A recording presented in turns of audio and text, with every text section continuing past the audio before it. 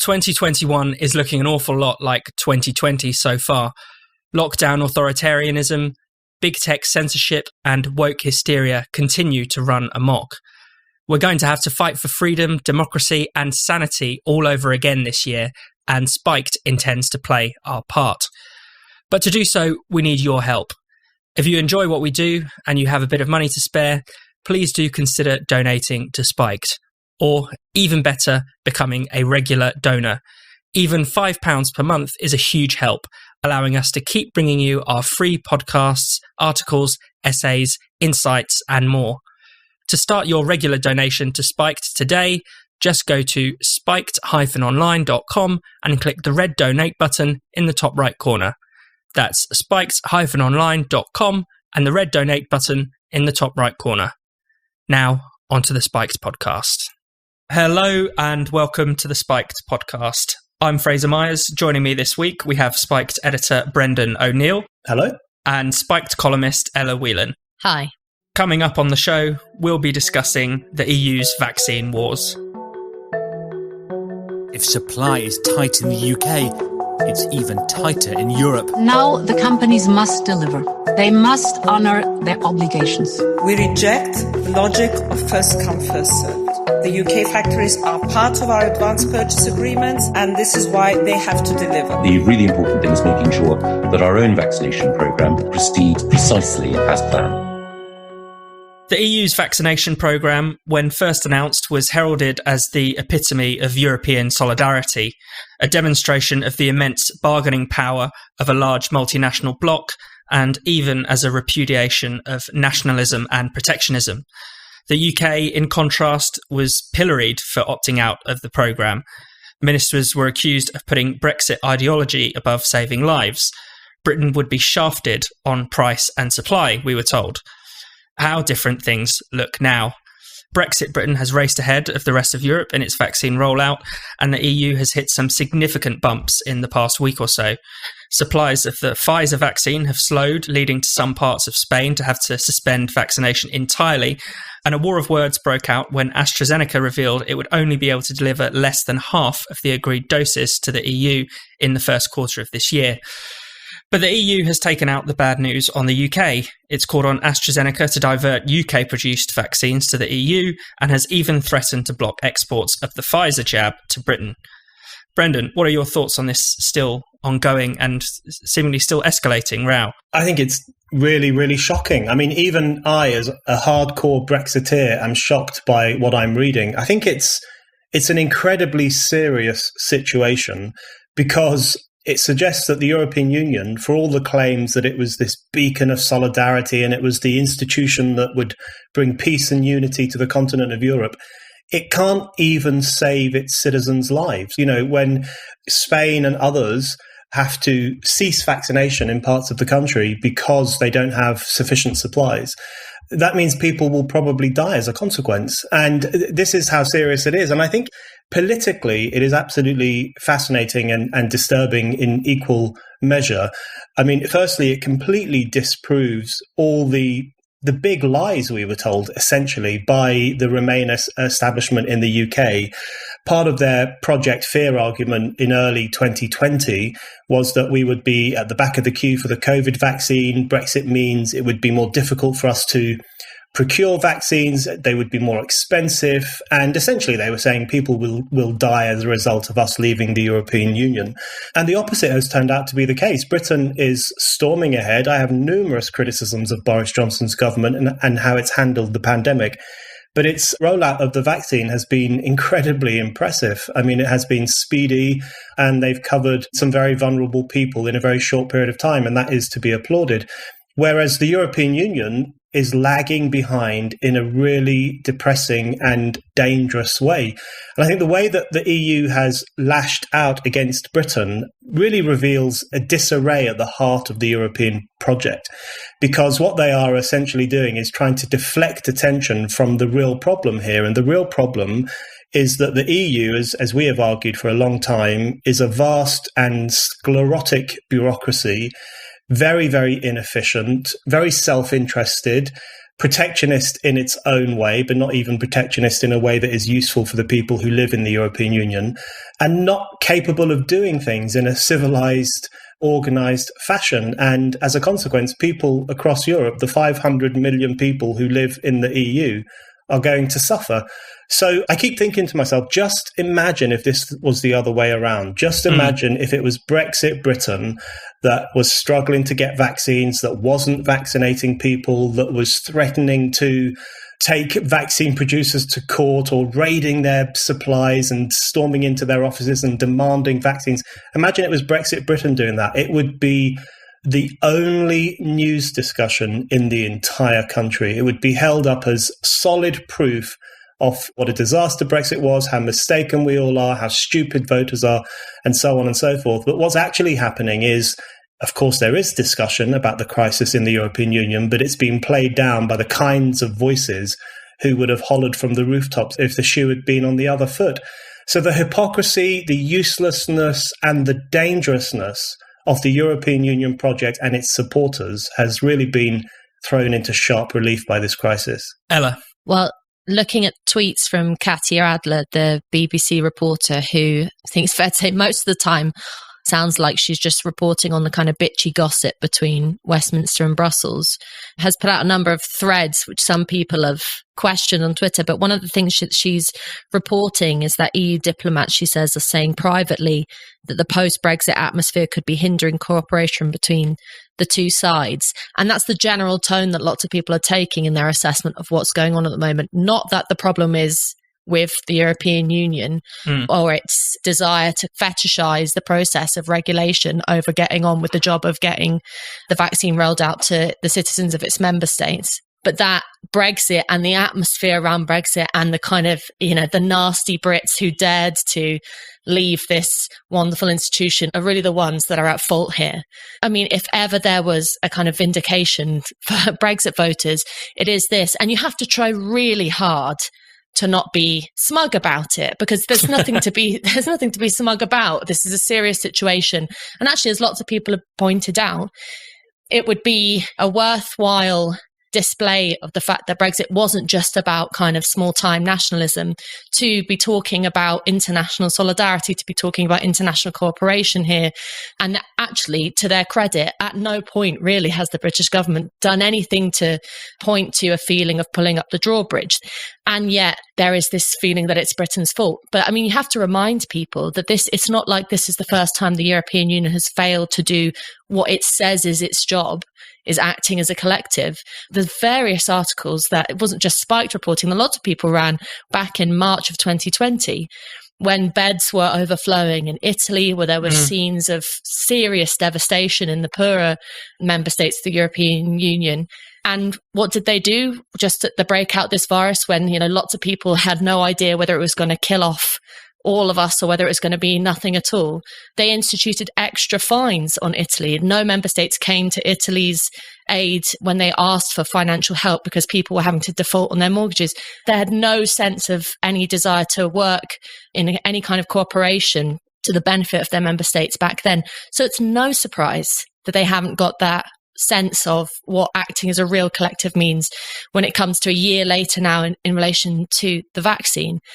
What you can take out of this is that the European Union is not some kind of airy-fairy, wonderful organisation based on international cooperation. I mean, the very fact that it is hung up on delaying things in relation to the vaccine rollout because of its own regulation processes, rather than, for example, accepting Britain's okaying of certain aspects of the virus and our regulation and working in cooperation there, shows you that it's always been more about control through terribly boring bureaucratic means rather than actually being any kind of political driver of progress. So the broader picture is this calls into questions things that we've been talking about in relation to the European Union.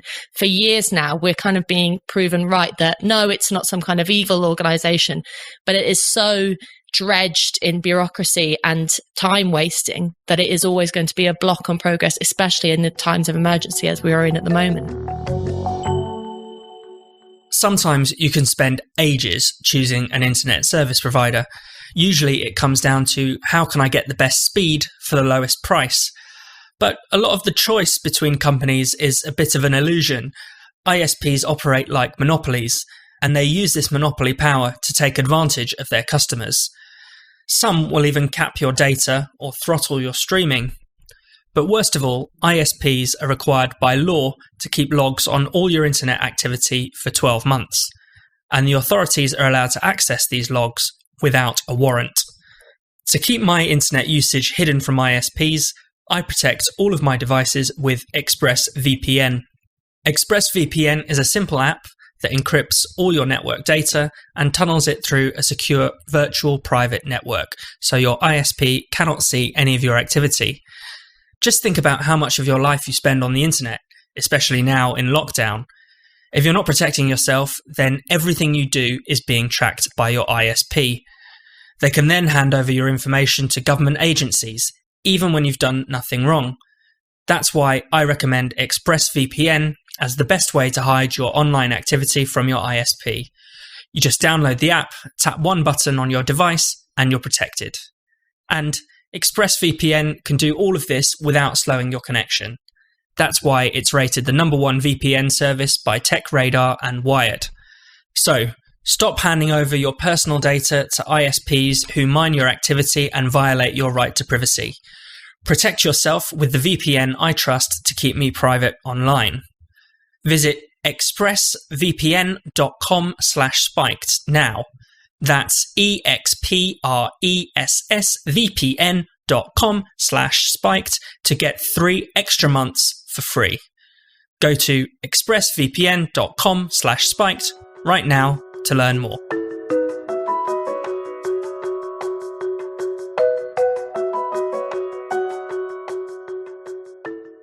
Anyone who is currently trying to deflect blame away from the EU is being totally dishonest. The EU's involvement in the vaccine process has delayed the procurement and the approval. There's just no questioning that. I mean, Britain stands out in that sense. So, the UK signed its deal with AstraZeneca in May.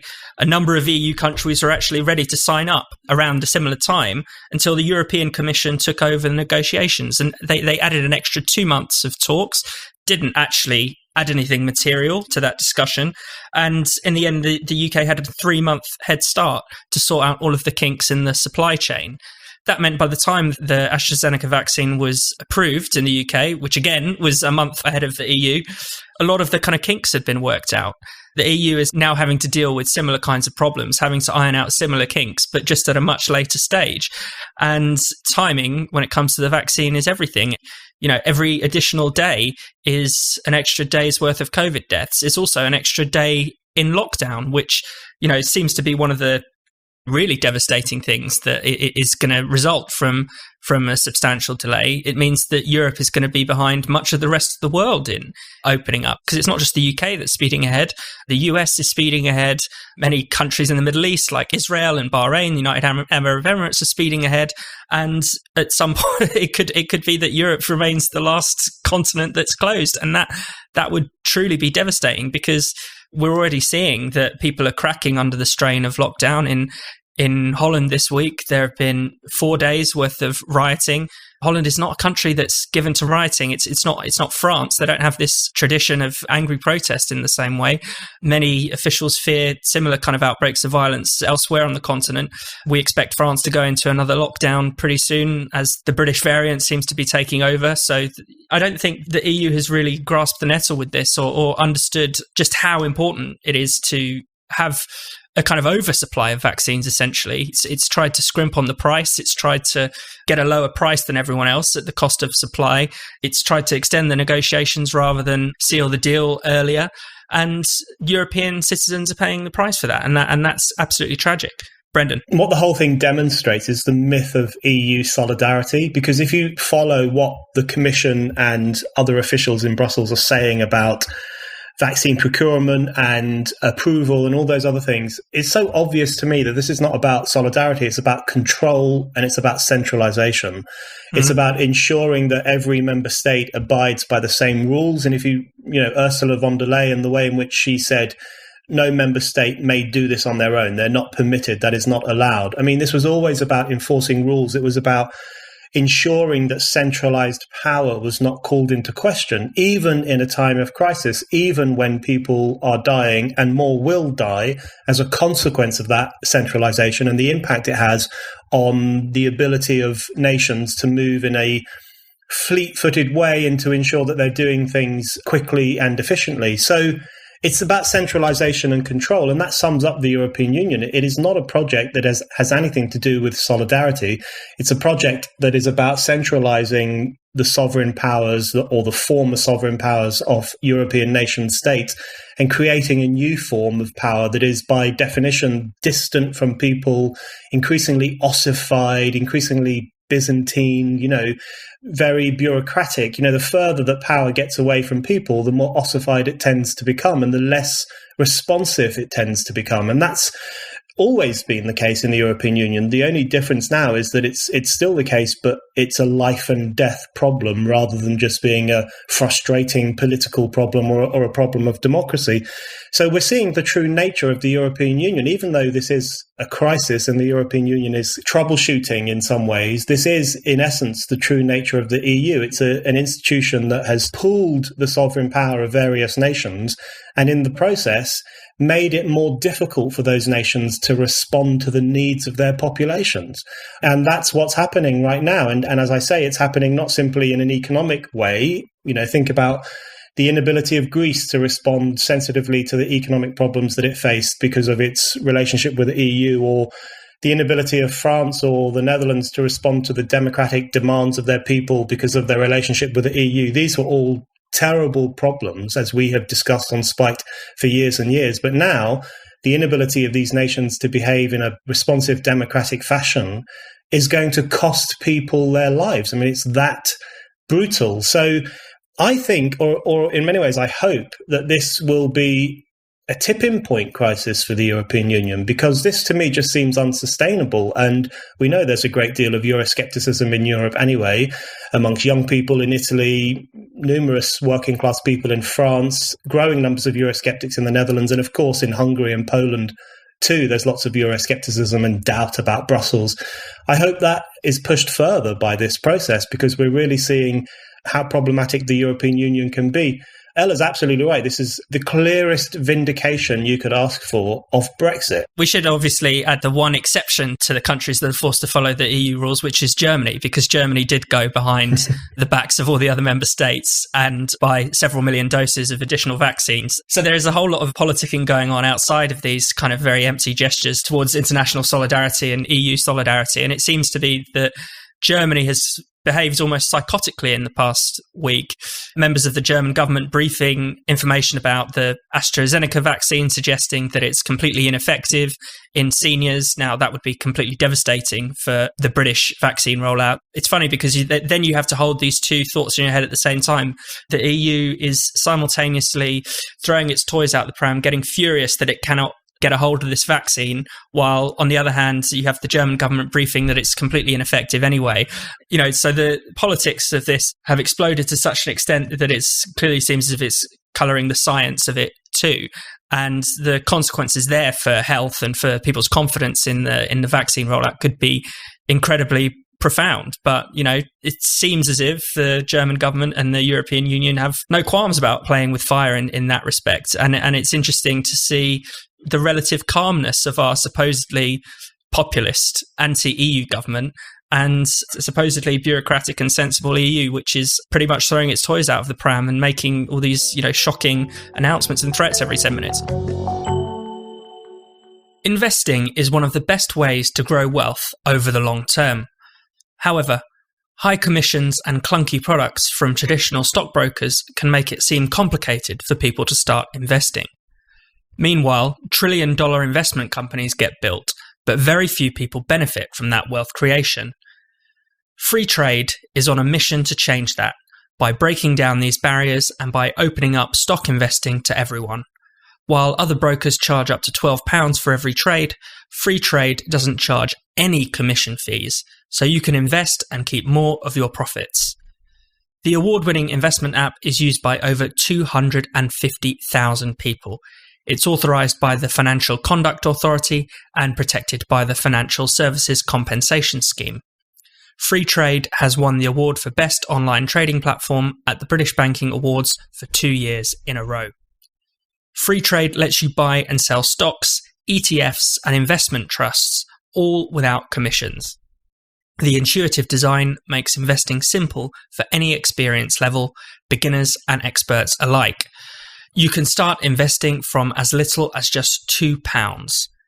FreeTrade doesn't offer speculative products such as CFDs or spread betting, or products with leverage, and they don't do day trading.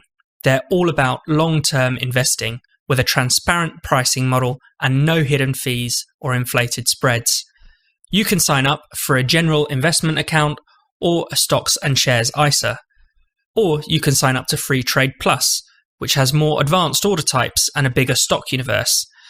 Self-invested personal pensions are also being launched on FreeTrade soon. When you invest, your capital is at risk. The value of investments can go up as well as down, and you may receive back less than your original investment. Listeners to this podcast can get a special offer when they sign up to FreeTrade. Just go to freetrade.io/spiked, and if you register and fund your account, you'll get a randomly allocated free share worth between £3 and £200. Some of the shares you can get include Greg's, Rightmove, or Apple. For more information, visit freetrade.io, and for the special offer, visit freetrade.io/spiked.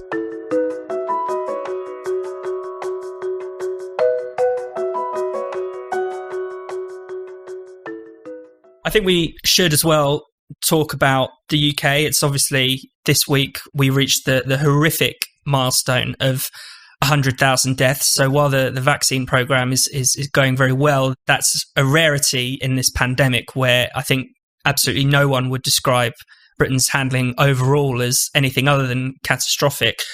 Brendan, do you want to talk a bit about this news? I have two responses to it, really. The first is an instinct to explain why Britain might have had a higher death toll or death rate than other countries. Because I do get frustrated with the idea that it's all the government's fault. And I think there's actually something quite regressive in the idea that you can hold the government responsible for 100,000 deaths from a virus. I mean, there's something almost medieval about that. You know, we need to know the source of this evil, when in fact, it's a natural virus. It emerged largely out of the blue. No one really knew the impact it would have, certainly in the early days, and it spread quite fast. Plus, we were hit by a new variant back in October, November, December, which has had a massive impact on the death rate. So I'm interested in understanding why Britain might have been hit differently. And there is some interesting analysis of this. We are more densely populated. We are a global hub in a way that other countries aren't, which has made it more difficult to close borders or undesirable to close borders. We have a higher number of ethnic minority communities because we have had large amounts of immigration in recent decades, which I think is a very good thing. And this disease has a larger impact on ethnic minority communities. There's also the obesity issue. You know, the BBC analysed obesity rates in Britain in comparison with other countries, and obesity is a significant factor in the impact that the virus can have. So there are lots of explanations for why Britain might have had a higher death rate than other countries, and it is worth factoring those in, because I think it is so dangerous to go down this road of saying it's the government's fault, because the problem with that is, firstly, I just think it's irrational and unfair. It's not a word I normally use in relation to criticising governments, but it's irrational and unfair to hold a government to account entirely for the impact that a virus has. But also, more problematically, I think doing that actually opens the door to even more authoritarianism in the future, because if you nurture this idea that it is within a government's power to completely control a virus, to make sure that nobody dies, which I think is a fantasy, but if you nurture this idea, you are inviting them to take extreme measures in the future, because it's only with absolutely extreme measures that you could ever hope to have a situation where hardly anyone dies from a virus, like completely sealing the borders, putting everyone under house arrest, don't let us do anything at all. You know, do we want the government to do that? So there's a danger with pinning the blame entirely on the government, in that it will license them to take extraordinary action in the future that we will all come to regret. That's my first response. My second response is that, of course, there are criticisms that we can and should make of the government. There are criticisms of its failure to protect care homes, which I think was very significant. And the fact that they didn't learn from that over the months was even more shocking. Their failure to entertain the possibility of shielding the vulnerable while allowing the economic life and social life to continue relatively normally. Their failure to consider anything like that was, I think, a problem. And, there are things like that, definitely, where you can criticize the government and make the argument that they may have contributed to worsening the impact of the virus. So I think we've got to strike a careful balance between, on the one side, not going down this almost medieval route of saying that we can point to the handful of government ministers who are to blame for 100,000 deaths and accuse them of murder, while at the same time, I do think we need a proper reckoning, which probably won't come for quite a long time, a proper reckoning of what we did that was right, what we did that was wrong, whether the lockdown was the right solution, why the lockdown did not manage to curb new waves as we were told that it would, whether we responded to the new variant quickly enough, how this new variant came about. Was it because we locked people down, or was it because we allowed people to associate with each other? All those kinds of questions, I think, will need to be asked, but I think they should be asked in a rational, reflective way, rather than from an instinct of holding people to account for what a virus has done. Ella? Also, what was actually entirely expected and deeply depressing was the subtle announcement from Boris Johnson that schools won't be reopening until early March, which, without saying it, means that for the rest of society, other than schools, lockdown is going to continue for even longer.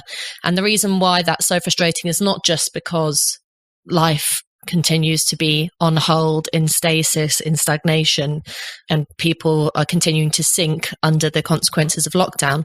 But because, as Brendan mentioned, one of the key factors in the death toll is people in care homes and the elderly. We have to remember that. And this is where I would say you really can hold the government to account, and it is the government's fault, is when you look at the numbers. For example, the COVID deaths in care homes almost tripled in a fortnight a few weeks ago in January, with 1,705 residents dying in a week around the 22nd of January. And that is not because, for some unknown reason, coronavirus seems to be getting through all the visors and aprons that people are wearing in care homes, but because the government has not learnt its lesson, and the NHS has not learnt its lesson from lockdowns previous and from the last year now of dealing with this pandemic, of not sending people home back to care homes who have tested positive with coronavirus, and for not properly separating out coronavirus patients from elderly and vulnerable people. Those mistakes are continuing to this day to be made. And we know that the vast majority of people who are dying from this virus are elderly and those living in care homes, or those who need to be shielded and are vulnerable. So while we're told that the whole of society has to be put on hold to protect the vulnerable, it feels sometimes like it doesn't actually matter that I'm cooped up at home, because in the care home down the road, they're having people shipped out from hospital back in to allow the virus to spread. So it is just the most infuriating thing. And there is a blame there. And more importantly, actually, there is a thing that can be fixed. The thing that is really frustrating about this, the way in which people are dealing with this virus, is that information changes all the time. And we're told that, and yet there's a real reluctance on the behalf of the government, on behalf of, at this point, kind of shrieking media commentators, to allow any flexibility in discussion around this. So if you dare to suggest, to remind people even that the government promised that once we got to a certain level of vaccinations, that would be reason to allow the rest of society to open up. If you even dare to suggest that, particularly in London, that at this point there might be enough young people who have actually caught the virus alongside enough old people who have been vaccinated to start allowing things to get back to some semblance of normality, you're evil. And the clampdowns and censorship continued. What are politicians most exercised about right now in the midst of this pandemic? They're all desperate to wring an apology out of Desmond Swayne for, saying something that sounded a bit ridiculous about manipulating numbers in relation to coronavirus, but expressing a view. He's not been secretive about his view as a kind of harsh lockdown skeptic, they all want to wring an apology out of a man. I mean, who cares? Never mind the free speech implications of that. Who flipping cares if he apologized? What change will that make in our, as ordinary people's, experience of this pandemic? So it is just impossible to get a grasp of what's going on, what could be the right solution, when it feels like you're a horse in the traps with blinkers on and you are forced to take one route in this.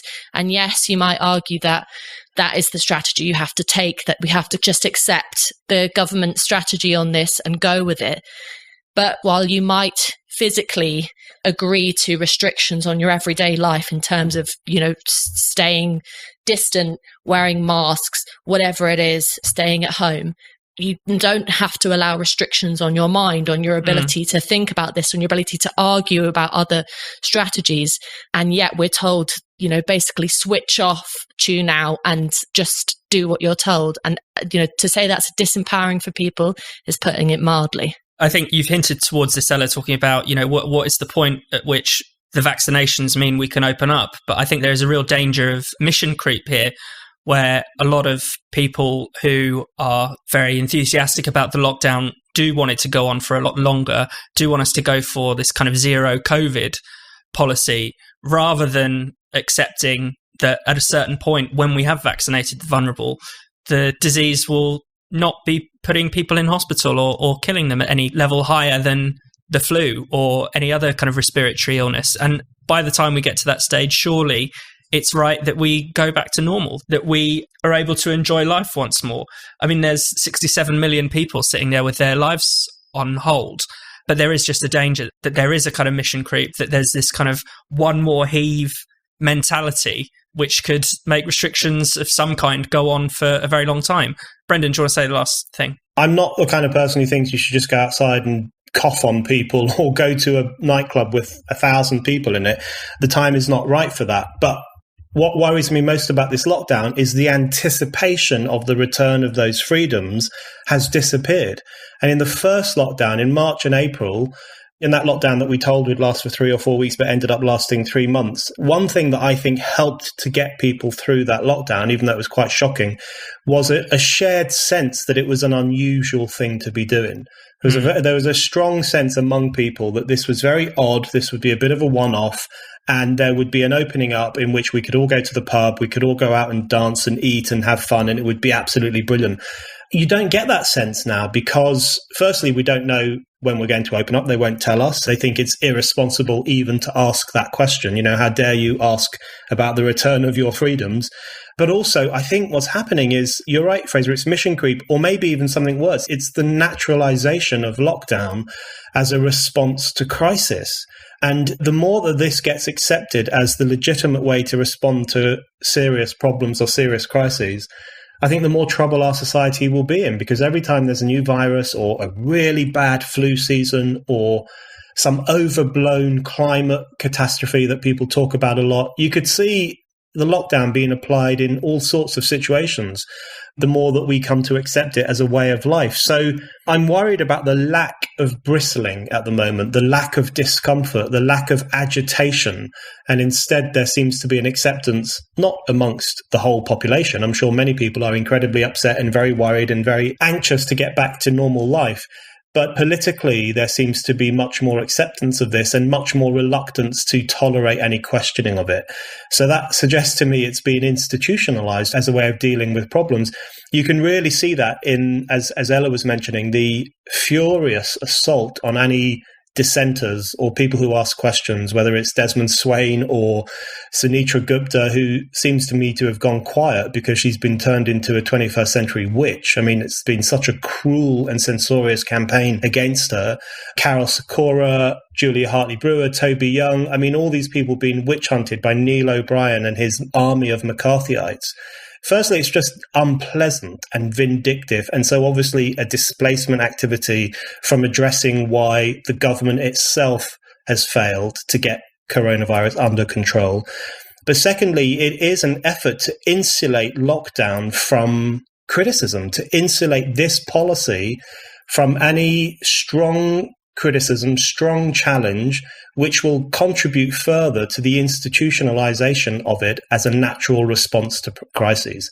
That is why I think the most important task at the moment is actually to defend freedom of thought and freedom of speech and the right of lockdown dissenters to say very critical things about government policy and to raise questions about COVID-19. Defending that freedom, I think, is the most important thing if we are going to find a way out of this pretty disastrous authoritarian moment we find ourselves in.